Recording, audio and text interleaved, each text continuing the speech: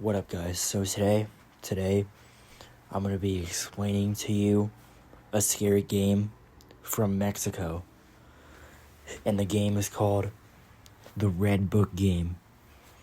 So I'm going to be telling you guys how to play it, but I advise you not to play. So to play the game, you need a red book, a red hard book with no pictures or anything like that. Just a red hard book with simple sentences on it. Then you need a red candle, only one though. Then you light the candle and turn off all the lights in your house. Then you have to say a certain phrase with your eyes closed. This is the phrase you say. Red book, can I enter your game? Open the book, point to a sentence with your eyes closed. Then open your eyes. Then the sentence that you pointed to is the answer, but you will have to interpret it. And what that means is you have to decide for yourself if the answer is positive or negative. If the answer is positive, then good, you're in the game. But if the answer is negative, then the spirit obviously won't let you in the game. So you have to keep trying. Until you're accepted in the game. So and in order to leave the game after you're done playing, you have to say a certain phrase again. Red book, can I leave your game? And you may not leave the game until end the game until all people who are playing the game have permission to leave. Now what I'm going to show you is a video of someone telling a story of someone's experience playing the game. So here we go. I'm going to show you the video now. Santiago, Sebastian, Camilo, and myself. We were gathered in my house when we decided to play the game. I went first. Maybe it was because I was the bravest, or perhaps it was because I was the most foolhardy.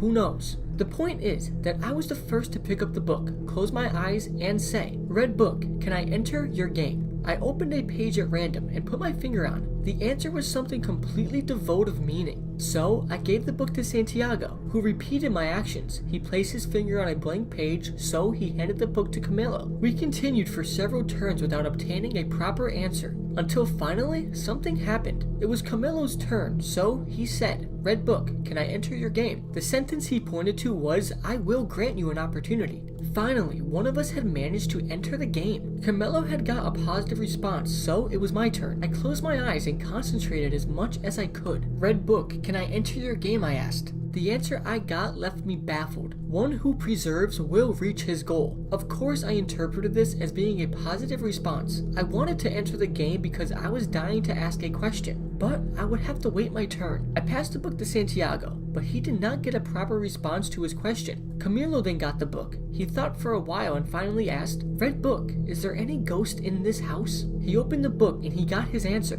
Man is always looking for answers to the unknown. The response left us astonished, but it was Sebastian's turn next. He got permission to enter the game. I was so excited that it was finally my turn. I did not know how much I would regret asking, "Red book, will I be safe tonight?" This is the answer I received. Two men appeared, and their dreams turned to nightmares. The candles I arranged on the table flickered ominously, but they didn't go out. I looked at my friends and they could not stop laughing at the frightened expression on my face. I passed the book to Santiago. He asked if he could enter the game and got his response, "Go away, no more." This time we all looked at each other in surprise. It seemed like more than a coincidence. Camilo was the next to ask a question. "Red book, will anything happen when I leave?" The answer was, his mother, who loved him so much, never laid eyes on him again. The atmosphere became tense. A cold sweat ran down my face, and for the first time, I was afraid. "Hey Camilo, do you think that this relates to your comment about sleeping with your mother tonight?" asked Santiago. "Shut up," Camilo growled. We could hear the fear in his voice. This is giving me the creeps, said Sebastian as we looked around furiously. Maybe we should quit playing. Not yet, replied Camillo. We have to exit the game properly. Sebastian took the book and asked, Red book, can I leave your game? He followed all the steps and read the answer. Only 2 may leave. He was out. It was my turn next. I placed my hand on the book and asked, Red book, can I leave your game? You're free to do as you please without receiving any punishment. I smiled. That was the answer I was looking for. I was out too. Because the book never allowed him to enter the game, Santiago did not need to ask permission to leave. That left Camillo. His hands were shaking as he picked up the book, closed his eyes and asked, Red book, can I leave your game? He opened the book, pointed and read the answer.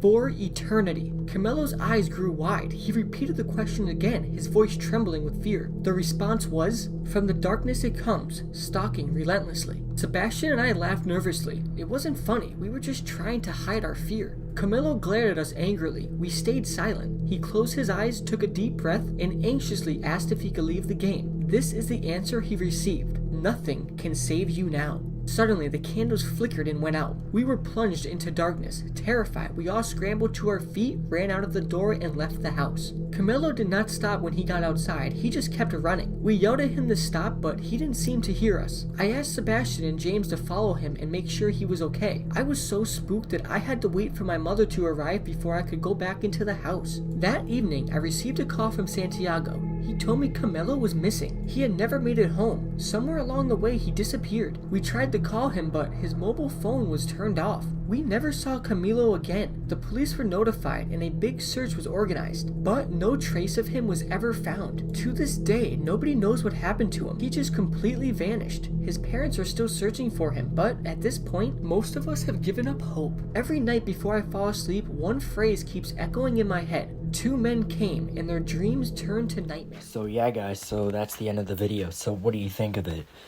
Personally, for me, I think the video was pretty creepy. So yeah, so let me know in the comments down below if you would ever play this game or not. But personally, not for me, because I'm actually kind of scared. I'm a scaredy cat for stuff like this. Anyway, so yeah, so I will see you guys tomorrow. Wait, will I see you guys tomorrow for another lesson? No, actually, I will see you guys on Monday. I will see you guys on Monday for another lesson. Wait.